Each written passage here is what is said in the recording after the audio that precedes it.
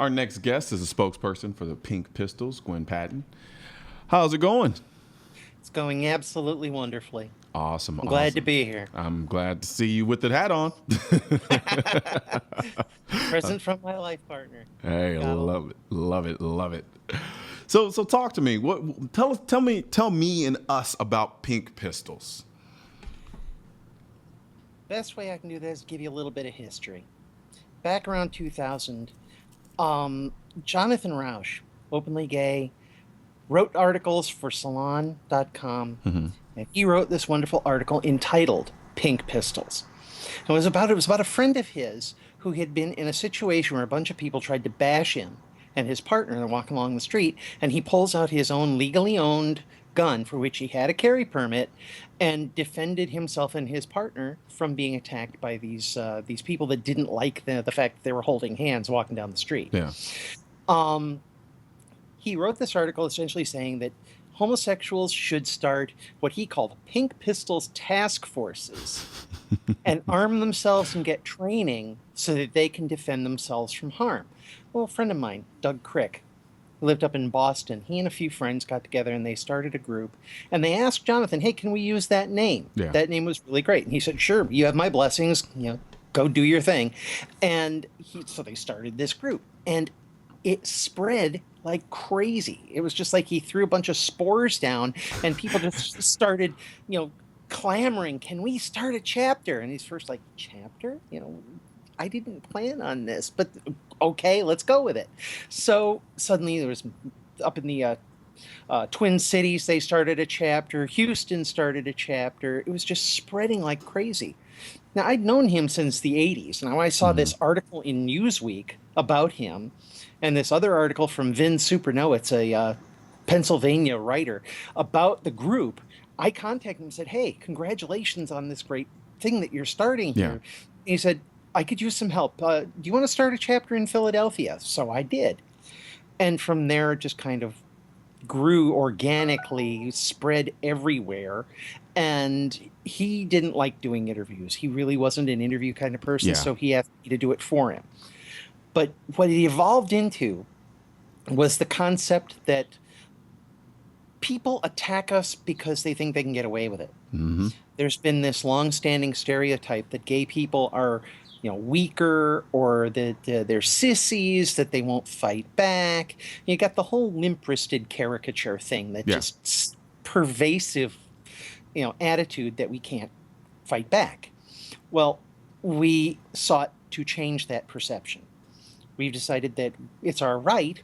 We have this human right to defend ourselves from harm. Mm-hmm. And people have been offering us harm. We are the second most prevalent group for bias-related offenses in the country, second only to race. Gotcha. And we decided enough's enough. So we started teaching those of us who are willing to do it, to carry a firearm, to get the proper permits if necessary, to get as much training as possible. And part of that was to make it so that we felt more comfortable being out and practicing. So we created the chapters that would go to ranges together and shoot as a group because we felt there was safety in numbers. Yeah. And we had thoroughly expected, because it's another stereotype, that these, right-wing gun nuts that hate queers were going to start giving us problems at the range. And we were incredibly surprised when it didn't happen. Yeah. When we were welcomed with open arms. Oh, you're shooters? As long as you're good shooters, we don't care who you are. Yeah. And, stand for the Second Amendment, you're good people, you're with us. And it was enlightening. Yeah. Especially it was enlightening when our own community, the LGBTQ, etc. community, turned on us like we were vampires. We'd hold up a gun and they would just like a vampire and facing a crucifix. Why do you think that is, though? I think part of it is that they've been told that they have to. They've been told that in order to be true members of the community, read all, no true Scotsman, must behave this way towards guns because guns are a right-wing thing and being queer is a left-wing thing.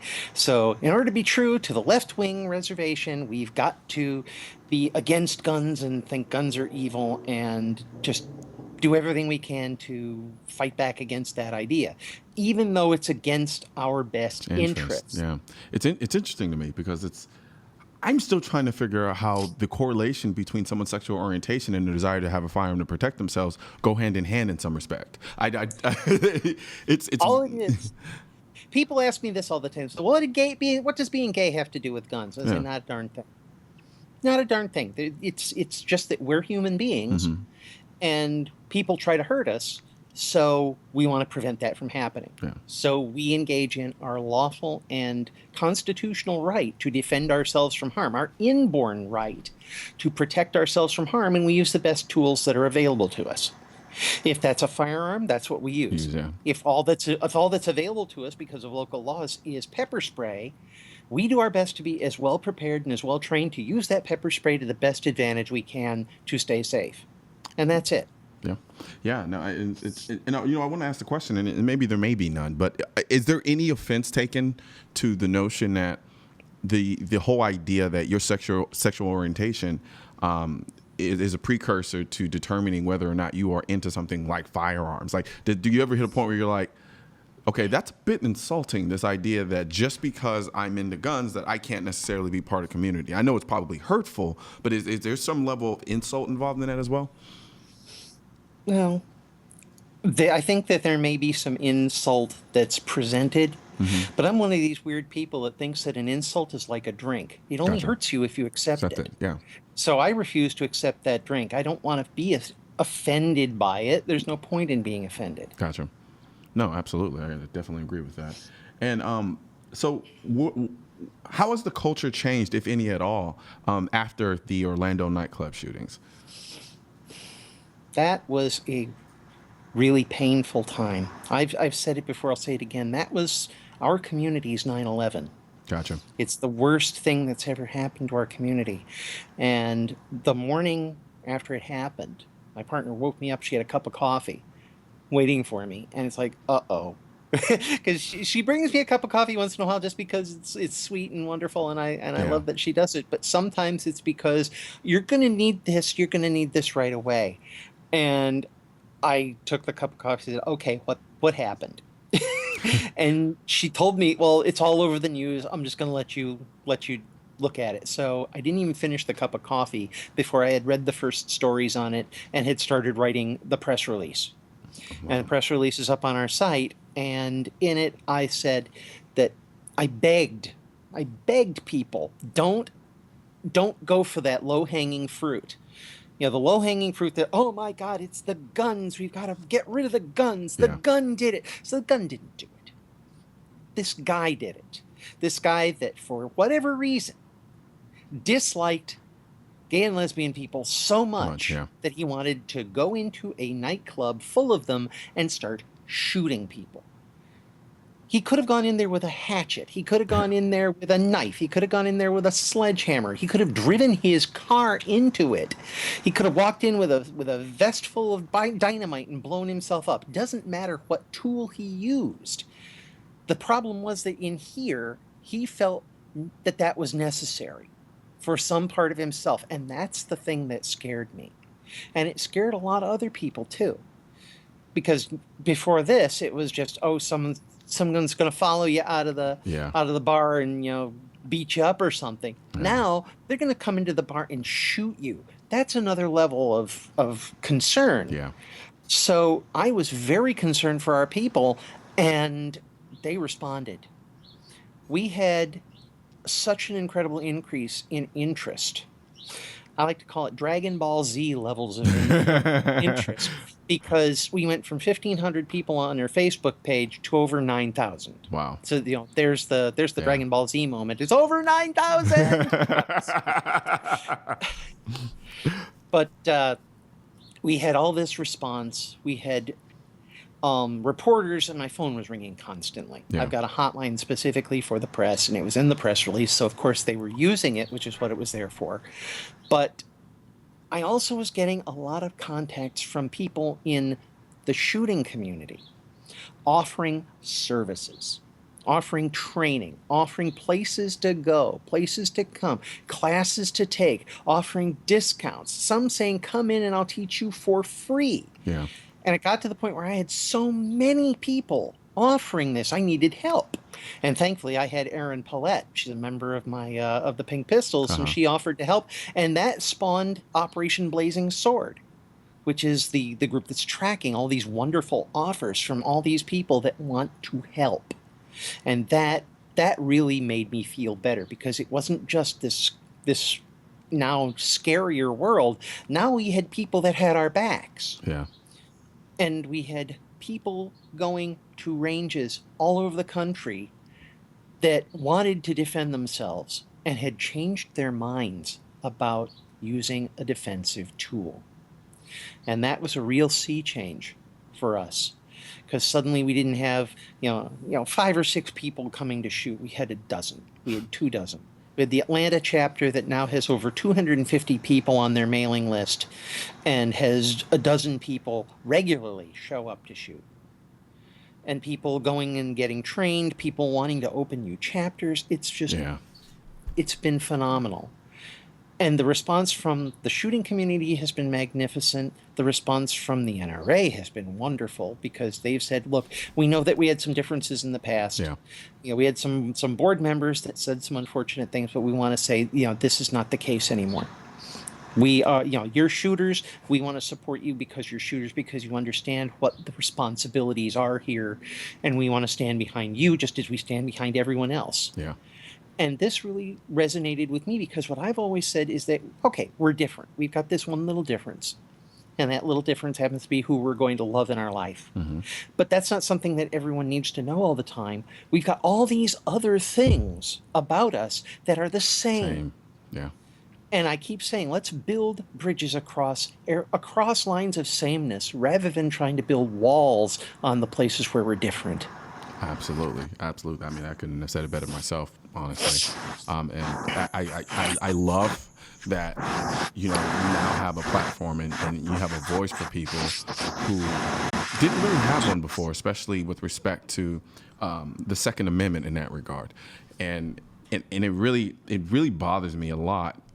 Not with just people who have a certain sexual orientation, but even down when it comes to race, even when it comes down to dealing with gender. This conversation about firearms in this country has been so divisive and has been categorized, and people have been forced into certain boxes for so long.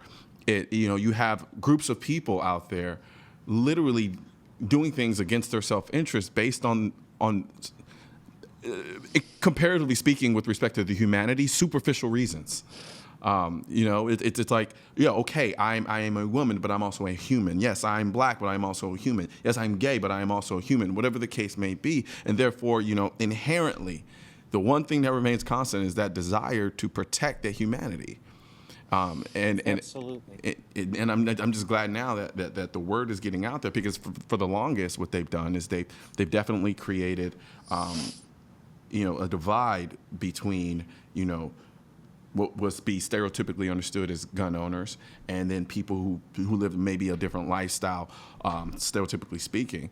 And when there was really no issue to begin with, like you said, when you were able to go to the range, you probably had preconceived notions the same way I did. I remember when I went to my first shooting competition, I had my preconceived notions. I'm like, I'm going to the middle of nowhere. I'm a young black guy. I don't know what's going to happen. And by and large, I didn't care very much, but I was willing to take that chance, and I was really surprised, and I also kind of felt ashamed a little bit. Because, I'm the one going out there thinking I was going to deal with people who had preconceived notions about me, when the only person who had preconceived notions, at least from my personal experience, was me. Yep. Absolutely. And that's why it was so opening, and it just blew my mind how accepting people were. It's like, oh, you want to come in and shoot? Okay. Yeah. I need your driver's license and fill out this waiver, and here, here's your tag for your lane. Do you need any eye protection, ear protection? And it's like, okay, great. And went in, did some shooting, came out and said, how'd you do? And I said, I did pretty good. I said, good. You gonna come back next time? I said, sure. Yeah. That was it. There was no, who do you sleep with? It was like, look, we got one of them. It's like, no, that didn't happen. And I like you, I felt a little bit ashamed that I'd gone Yeah. in there expecting this a little bit. It was like, oh, what are they going to do? What are they going to say? And they treated me just like a human being because that's what we are. Absolutely. We're just human beings, just like everyone else. And we all have this necessity to protect ourselves, and we all have the choice to take on the responsibility for our own personal safety. Absolutely. And this is my big thing, is that it's all about taking personal responsibility for one's own life and one's own safety. Don't pass that off to someone else to do. I love the police, but they're too heavy. I can't carry one with me all the time. Absolutely. I must take a little bit of this responsibility for myself. Yep. And responsibility means agency. And when people take away the agency, when they say, oh no, it's the guns, we got to ban the guns. Yeah. It says, you're taking away my agency in that. You're taking away the responsibility of the people that are doing the wrong things. Absolutely. It's projection, and we need to stop this projecting and understand that people can do bad things, and they need to own up to it. Absolutely. Absolutely. Well, I want to thank you very much, Gwen, for joining us. It was an absolute pleasure. It was equal here. I've wanted to talk to you for a long time. If you're ever out in the area, look me up. We go shooting. Let's do it. Let's do it. Absolutely. And thank you very much. And thank you so much. Thank you for the work that you're doing. Thank you for everything that the Pink Pistols is doing. And really quickly before we go, can you just let people know who want to find out more information, where they can find chapters? You can go to pinkpistols.org. That's pinkpistols, plural.org. And all the information is there, how to find a local chapter. And there's even, like I said, there's a hotline number in there if you absolutely need to talk to me about something. I've had calls at 3 a.m. from people that were at a crisis where it's like, oh my God, I feel so horrible. Yeah. I feel like a terrible person. What do I do? And it's like, look, everything's okay. And I don't mind the calls. If they're important, I don't mind the calls. Gotcha. But I just don't want a lot of spam. Fair enough. Fair enough. Thank you very much, Gwen, and you definitely take care and have a great one. It was a pleasure, sir. Absolutely. You have a good night. Will do. After this break, we're going to talk about some possible changes in government rules for gun sales.